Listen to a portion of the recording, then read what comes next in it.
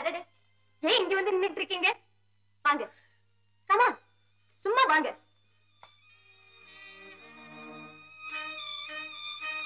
உட்காருங்க. மேரி, உன்னுடைய செய்கை எல்லாம் பார்த்தா எனக்கு பயமா இருக்கு. பயப்படாதீங்க, உட்காருங்க. ஏன் இப்படி உங்களுக்கு வேர்க்குது? உன்னை பத்தி என் மனசுல உள்ள பயம் வேர்வையா வெளியே வருது. பயமா? ஆமா, நான் உங்களை ஒண்ணு கேக்குறேன். உங்களுக்கு முடியாத நிலையில இருக்கும்போது என்னுடைய உபச்சரணைக்கெல்லாம் நீங்க மறுப்பே சொல்லல.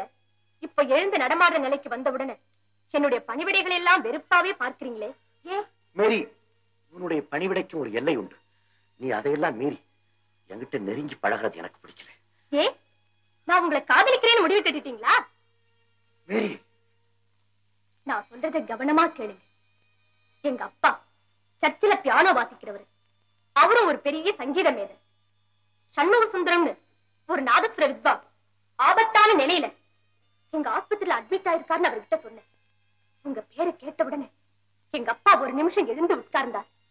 நாதத்துக்கே சக்கரவர்த்தியமா அவருன்னு உங்களை அளவுக்கு மீறி பாராட்டினார். அதோட உன் வாழ்நாள்ல உன்னை பெத்த தகப்பனுக்கு நீ ஏதாவது சேவை செய்யணும்னு நினைச்சிருந்தேனா அது அந்த மகானுக்கே செய்திடுமான்னு என்கிட்ட சொன்னாரு. அந்த அளவுக்கு அவர் உங்களை புகழ்ந்ததை கேட்டதுக்கு அப்புறம் என்ன பெத்த தகப்பனை விட உங்களை ஒரு தெய்வமா மதிச்சு நான் சேவை செய்துட்டு வரேன். நீங்க என்னடான்னா என்னை எவ்வளவு சாதாரணமா நினைச்சிட்டீங்க.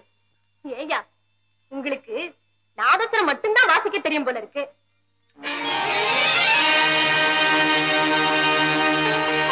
மேரி, மேரி, இது உன் கையில்லம்மா, காலுன்னு நினைச்சுக்க. நீ என்னை விட சின்ன பொண்ணு இருந்தாலும் என்ன ஒரு குழந்தையா நினைச்சு மன்னிச்சிடுமா. நீ சொன்னது உண்மைதான். எனக்கு நாதஸ்வரம் மட்டும்தான் வாசிக்க தெரியும். நாட்டுல நல்லது எது கெட்டது எதுன்னு தெரிஞ்சுக்காம கிணத்து தவளையாவே வாழ்ந்துட்டேன். நான் இதுவரைக்கும் அனாதையா நினைச்சுக்கிட்டு இருந்தேன். எனக்கு மேரின்னு ஒரு தங்கை இருக்கிறதா இன்னைக்கு முடிவு பண்ணிட்டேன். என்ன மன்னிச்சிடுமா, என் தவறையெல்லாம் மன்னிச்சிடுமா. நீங்க எந்த தவறும் செய்யல. நல்லா ரெஸ்ட் எடுத்துங்க.